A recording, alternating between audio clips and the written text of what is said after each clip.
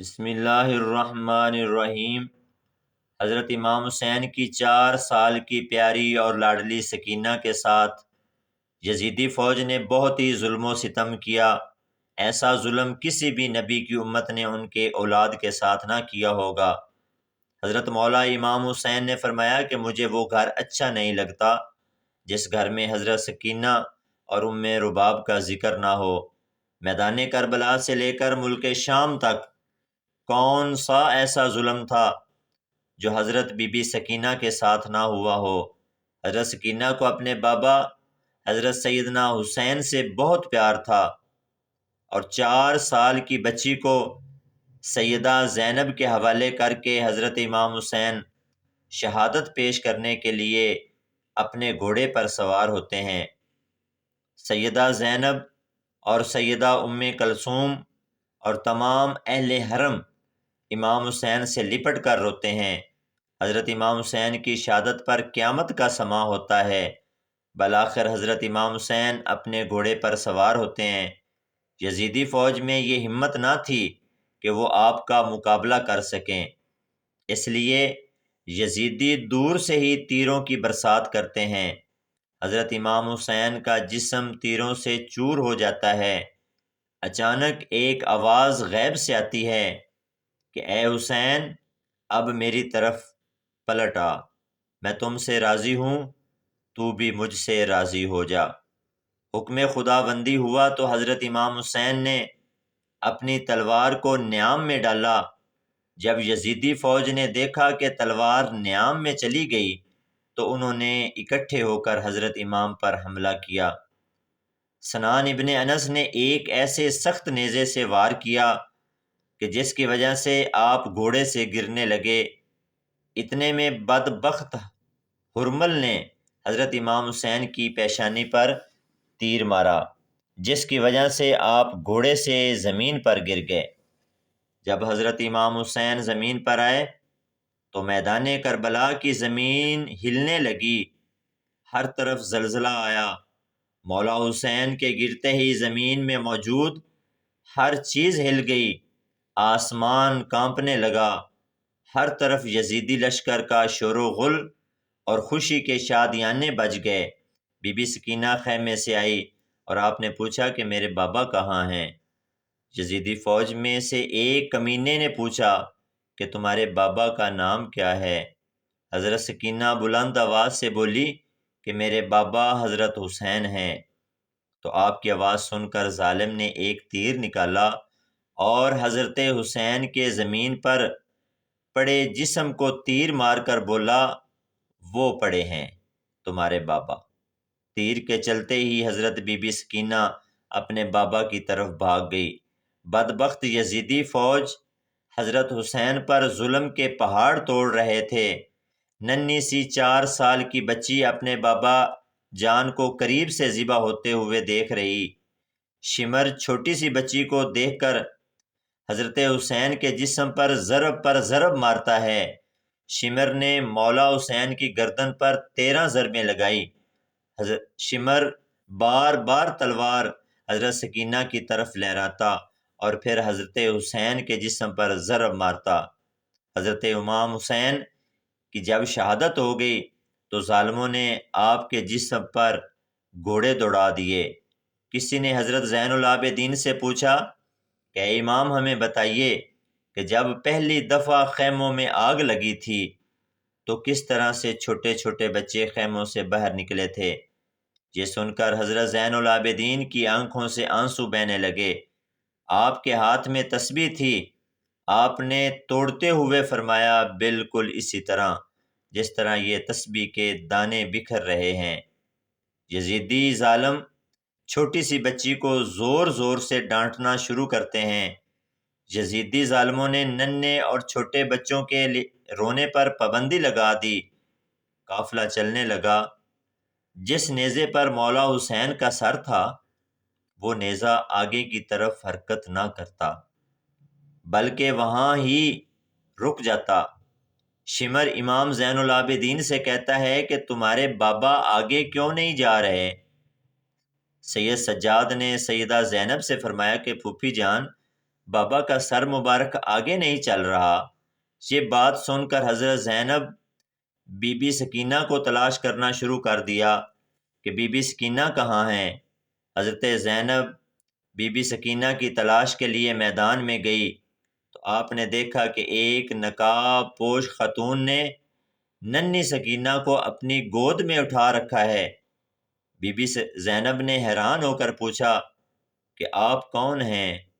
جب ہم قید ہوئے ہم سے کسی نے ایسا اچھا رویہ اختیار نہیں کیا جیسا آپ کا ہے۔ انہوں نے جواب دیتے ہوئے اپنے چہرے سے نقاب ہٹا کر کہا کہ میں تمہاری ماں سیدہ فاطمہ ہوں۔ یہ سن کر زینب بھی اپنی ماں کے گلے لگ کے رونے لگی۔ حضرت زینب بی بی سکینہ کو لے کر واپس آئی۔ یہاں کچھ روایات میں ہے کہ جب شمر کو پتہ چلا کہ قافلہ بی بی سکینہ کی وجہ سے رکا تھا تو اس نے ایک کوڑا شہزادی سکینہ کو سزا کے طور پر مارا۔ شمر کمینے نے 4 سال کی بچی کے ہاتھ باندھ کر اونٹ کی پشت پر بٹھا دیا اور کہنے لگا مجھے انعام و کرام کے لینے کے لیے یزید کے دربار میں جلدی سے جلدی پہنچنا ہے۔ میں نے ہی حضرت حسین کا سر قلم کیا ہے، میں نے ہی انہیں شہید کیا ہے۔ جب شمر سارے قافلے کو لے کر یزید کے دربار شام میں پہنچا تو اس نے کہا کہ پیچھے کون ہے؟ یزیدی فوج نے کہا کہ یہ علی کی بیٹیاں ہیں۔ یزید کہنے لگا یہ چھوٹی بچی کون ہے؟ ایک فوجی بولا کہ یہ بی بی سکینہ ہے، حضرت حسین کی بیٹی۔ سکینہ دربار یزید میں اس طرح کھڑی تھی کہ کبھی ایک پاؤں اوپر ہوتا تو کبھی دوسرا نیچے، اور کبھی دوسرا اوپر ہوتا اور پہلے والا نیچے آ جاتا۔ حضرت بی بی سکینہ کو اس حالت میں دیکھ کر یزید نے پوچھا آپ اس طرح کیوں کھڑی ہیں؟ بچی نے کہا کہ تمہارے فوجیوں نے ہماری یہ حالت کی ہے۔ یزید نے اپنی فوج کو کہا کہ رسیاں کھول دی جائیں۔ یزید لعنتی نے کہا کہ بی بی سکینہ میں نے سنا ہے کہ آپ اپنے بابا سے بے حد پیار کرتی ہو، کیا آپ اپنے بابا سے ملنا چاہتی ہو؟ حضرت سکینہ نے جواب دیا کہ ہاں میں اپنے بابا سے ملنا چاہتی ہوں۔ اس کے بعد یزید نے امام حسین کے سر سے کپڑا ہٹا دیا۔ خون میں لت پت اپنے بابا کا چہرہ دیکھ کر حضرت بی بی سکینہ رونے لگی اور اپنے بابا کے پاس آنے لگی۔ یزید کہنے لگا نہیں، وہاں ہی رک جائیے، تمہارے محبت کا امتحان لینا چاہتا ہوں۔ تم وہاں سے اپنے بابا کو پکارو، میں بھی دیکھنا چاہتا ہوں کہ کیا تمہارے بابا تمہاری بات کا جواب دیتے ہیں۔ یہ بات سن کر بی بی زینب نے اپنے بابا سے کہا کہ بابا جان یہ میری محبت کا امتحان ہے۔ بی بی سکینہ کے منہ سے یہ الفاظ نکلنے تھے کہ سر حسین اٹھا اور حضرت بی بی سکینہ کی گود میں آ کر گرا۔ حضرت بی بی سکینہ اپنے باپ کے چہرے پر چہرہ رکھ کر رونے لگی۔ یزید نے اپنے سپاہیوں کو حکم دیا کہ ان سب کو زندان میں قید کیا جائے۔ اس کے بعد یزیدی فوج نے آل محمد کو زندان میں قید کروا دیا۔ زندان سے جب پرندے آتے جاتے تھے تو حضرت بی بی سکینہ اپنے بھائی سید سجاد سے پوچھتی ہیں کہ بھائی جان پرندے یہاں کیا لینے آتے ہیں؟ حضرت سجاد نے فرمایا کہ میری بہن یہ اپنے گھر آ جا رہے ہیں۔ یہ بات سن کر حضرت بی بی سیدہ سکینہ نے فرمایا کہ بھائی جان ہم کب اپنے وطن جائیں گے؟ یہ بات کر کے حضرت بی بی سکینہ اپنے بابا حضرت حسین کو یاد کر کے رونے لگی۔ وہ روتے روتے بے ہوش ہو گئی۔ حضرت بی بی سکینہ نے اپنے باپ کو خواب میں دیکھا کہ حضرت حسین آپ کو لینے آئے ہیں۔ حضرت سکینہ نے دیکھا کہ بابا آئے ہوئے ہیں۔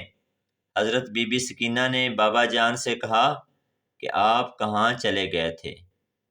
شمر نے میرے سارے گوشوارے چھین لیے ہیں، شمر نے مجھے بہت رلایا ہے، مہربانی کر کے آپ مجھے چھوڑ کر نہ جائیے۔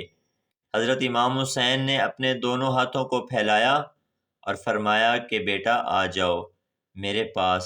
صبح ہوتے ہی جب حضرت سکینہ نے یہ خواب سب کو سنایا تو سبھی رونے لگے۔